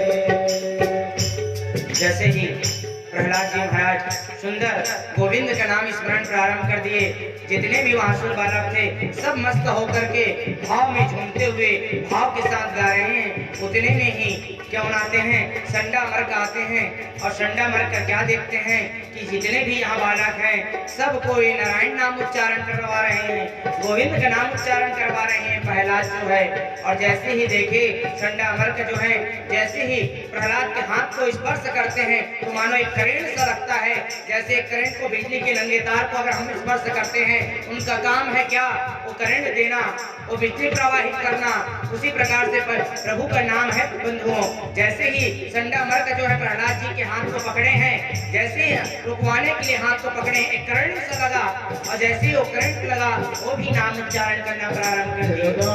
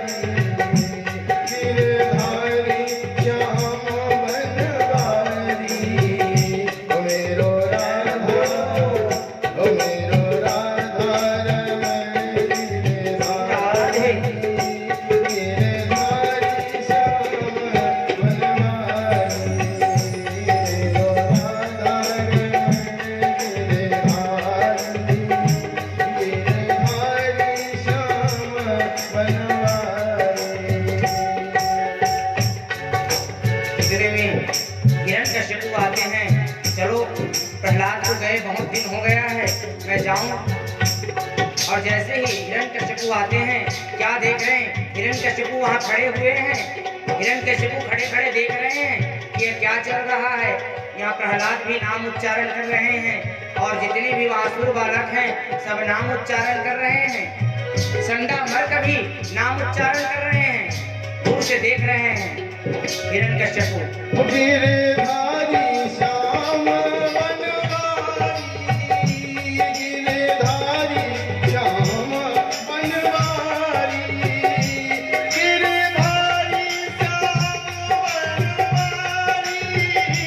गिरधारी श्याम बनवारी, गिरधारी श्याम बनवारी, गिरधारी श्याम बनवारी, ओ मेरो राधा, ओ मेरो राधा रमण, गिरधारी, गिरधारी श्याम बनवारी, मेरो राधा रमण, गिरधारी, जैसे ही हिरण्यकशिपु श्याम आगे हैं और आकर के देखने लगे हिरण्यकशिपु कि यहाँ तो सब हरि नाम उच्चारण कर रहे हैं, नारायण का नाम उच्चारण कर रहे हैं। जैसे हिरण्यकशिपु आते हैं पास में और पास में आकर के बोलने लगे, बंद करो, क्या चला रहे हो सब। जैसे हिरण्यकशिपु बोले, जितने भी असुर बालक थे सब शांत हो गए, चंडामर्क शांत हो गए और वहां जितने भी सब थे सब देखने लगे, घबराने लगे कि हिरण्यकशिपु आ गए। जैसे ही देखे संडामर्क हिरण्यकशिपु के भय से कांपने लगे। संडामर्क हिरण्यकशिपु क्रोध में आकर के बोलने लगे कि क्या कर रहे हो, मैं इनको तुमको असुरी विद्या सिखाने के लिए बोला और तुम भी इनके साथ में मेरे शत्रु का नाम ले रहे हो, मेरे शत्रु का नाम स्मरण कर रहे हो, तुम भी इनके साथ में, प्रहलाद के साथ में। प्रहलाद को लिए हिरण्यकशिपु और लेकर के आ गए। जैसे प्रहलाद को लेकर के आए, अपने दूतों को बोले कि जाओ इनको, ये मेरे घर में पुत्र नहीं कुपुत्र बन करके आए हैं, इनको पहाड़ से गिरा दो। जैसे प्रहलाद जी को लेकर के गए हैं, प्रहलाद जी मस्ती में जा रहे हैं, कन्हैया का नाम स्मरण करते हुए जा रहे हैं। कोई भय नहीं प्रहलाद को, क्योंकि रक्षक गोविंद है और जिनका रखवाला गोविंद होता है भैया, वो भक्त कभी भय नहीं करते। जीवन में संकट आता है बंधुओं, ये जीवन जो है सुख और दुख एक परछाई है हमारे जीवन का। जिस परिस्थिति में हम रहें, कन्हैया का कभी नाम छोड़े नहीं। और वही प्रहलाद जी महाराज जब ले गए, प्रहलाद जी महाराज को पहाड़ से गिराया गया। जैसे पर्वत से प्रहलाद जी महाराज को गिराया गया, प्रहलाद जी महाराज को जैसे गिराया गया, भगवान स्वयं आए प्रहलाद जी महाराज की रक्षा करने के लिए और अपने हाथों के सहारे प्रहलाद जी महाराज को ले लिए। और जैसे ही ये दैत्य हिरण्यकशिपु के दूत जैसे आते हैं, उनसे पहले प्रहलाद जी महाराज आ गए। और जब प्रहलाद जी महाराज को हिरण्यकशिपु के पास में गए दूत, हिरण्यकशिपु बोले प्रहलाद को गिरा दिए, मर गया। बोले हाँ स्वामी, अभी तक के तो मर गया होगा। बोले तो ये कौन है जो खड़े हैं? प्रहलाद जी महाराज उनसे पहले आकर के खड़े हैं। फिर उनको मतवाले हाथी को श्राप लाया गया और हाथी के पैरों में कुचला गया। वो हाथी सोचने लगा, अरे मैं कौन सा पाप किया हूँ, जितना भारी शरीर को ठो रहा हूँ, और आज मैं भक्त को, ये गोविंद के भक्त हैं प्रहलाद, अगर इनको मैं अपने पैरों से कुचलता हूँ तो ना जाने मेरे को फिर कौन से योनि में जाना पड़ेगा। वो हाथी का पैर भी जाते जाते रुक गया, प्रहलाद जी को स्पर्श भी नहीं किए हाथी। भाले में विधवाया गया प्रहलाद जी महाराज को, भाले जो है टूट टूट करके गिरने लगे, मानो वज्र का शरीर बन गया प्रहलाद जी महाराज के। भक्तों का रक्षा करने के लिए गोविंद आते हैं बंधुओं, लेकिन भाव हमारा निष्ठ रहना चाहिए, हमारा भाव एक रहना चाहिए, भाव कभी बदलना नहीं चाहिए। हमारा एक निष्ठ भाव गोविंद के चरणों में हमारा हमेशा रहना चाहिए। और भाव कोई बताने की बात नहीं है, जो जीवन में कमी हो वही भगवान को अपना बना लो। जीवन में आपके पुत्र ना हो तो पुत्र मान लीजिए गोविंद को, पति बना लीजिए गोविंद को, मित्र बना लीजिए कन्हैया को, अरे और कुछ नहीं तो शत्रु ही मान लीजिए कन्हैया को। लेकिन एक भाव रहना चाहिए, भाव बदलना नहीं चाहिए। और प्रहलाद जी महाराज जो है एक भाव से कन्हैया को मानने लगे, पुकारते थे। अनेक प्रकार के कष्ट प्रहलाद जी महाराज को दिया गया, लेकिन हर समय में गोविंद उनकी रक्षा करने के लिए आए। जब प्रहलाद जी महाराज को लिए हिरण्यकश्यप जो हैं, अरे सर्पों की मार में उनको डाल दिया गया, प्रहलाद जी महाराज को बंद कर दिया गया और सबको आदेश कर दिया गया कि कोई भी प्रहलाद को भोजन नहीं देगा। अब मैं देखता हूं प्रहलाद कैसे जिंदा रहता है और कौन इनको भोजन देते हैं, इनका नारायण कैसे इनको भोजन देते हैं। और जैसे सर्पों की मार में डाल दिया गया प्रहलाद जी महाराज को, जहां भारी भारी विषैला वहां सर्प हैं। जैसे उस कमरे में गए प्रहलाद जी महाराज, जाते हैं तो काले काले सर्प आकर के, जैसे काले काले उस सर्प को देखे हैं प्रहलाद जी महाराज सोचने लगे, उस काले काले सर्प में भी बांके बिहारी का दर्शन करने लगे प्रहलाद जी महाराज। और मन में सोचने लगे कि ऐसे काले तो मेरे बांके बिहारी भी हैं, ऐसी स्वरूप तो मेरे बांके बिहारी का भी है। उस सर्प के ऊपर में बांके बिहारी का दर्शन करने लगे प्रहलाद जी महाराज। और वहां तो ध्यान में बैठ गए प्रहलाद जी महाराज, सोचने लगे कि अच्छा किए पिताजी, मैं बाहर रहता था, मैं वो भजन नहीं कर पाता था, गोविंद का नाम स्मरण नहीं कर पाता था। आपकी बहुत कृपा पिताजी, जो आपने मेरे को एकांत स्थान दे दिया। और सुंदर बैठ गए प्रहलाद जी महाराज और गोविंद का नाम स्मरण करना प्रारंभ कर देते हैं। तो काले काले सर्प आकर के मानो डस नहीं रहे प्रहलाद जी महाराज को, उस सर्प भी आकर के मानो प्रहलाद जी महाराज को चुम्बन कर रहे हैं, उनके शरीर का आलिंगन कर रहे हैं सर्प। और वहां ध्यान में बैठ गए प्रहलाद जी महाराज। आज कई दिन बीत जाने के बाद ऐसे करते बैठे बैठे प्रहलाद जी महाराज को 15 दिन बीत गए। 15 दिन बीत जाने के बाद यहाँ प्रहलाद जी महाराज को कोई भोजन नहीं दे रहे हैं, उधर नारायण भगवान स्वयं भोजन करना बंद कर दिए। माँ लक्ष्मी पूछने लगी, क्या हो गया स्वामी, आप भोजन क्यों नहीं कर रहे हैं? भोजन प्राप्त करो ना, मैं नित्य आपके समक्ष भोजन रखती हूँ, आप भोजन ग्रहण नहीं करते हो, क्यों, ऐसा क्यों? भगवान बोलने लगे श्री हरि नारायण कि देवी, मेरा भक्त आज कई दिन से भूखा है, छोटा सा प्रहलाद कई दिन से भूखा है, और मैं कैसे भोजन प्राप्त करूं? अगर मुझे भोजन कराना है देवी, तो मेरे पहले भक्त को भोजन कराओ। अगर मेरे भक्त भोजन कर लेंगे तो देवी मैं भोजन प्राप्त कर लूंगा। जैसे माँ लक्ष्मी सुने, अपने हाथों से 56 भोग बनाए माँ लक्ष्मी, अपने हाथों से 56 भोग बना करके सुंदर प्रहलाद जी के पास आए और अपने हाथों से लक्ष्मी माता जो है प्रहलाद जी को भोजन कराए। कितना सौभाग्य है प्रहलाद जी का, जो लक्ष्मी माता के हाथों से भोजन प्राप्त कर रहे हैं। अब तो बढ़िया हो गया प्रहलाद जी के लिए, लक्ष्मी माता रोज आकर के भोजन करा देती और सुंदर एकांत में भजन भी हो रहा है। कई दिन बीत जाने के बाद हिरण्यकश्यप बोलता है, अरे जाओ दरवाजे खोल करके देखो, वो तो मर गया होगा अभी तक के बालक तो।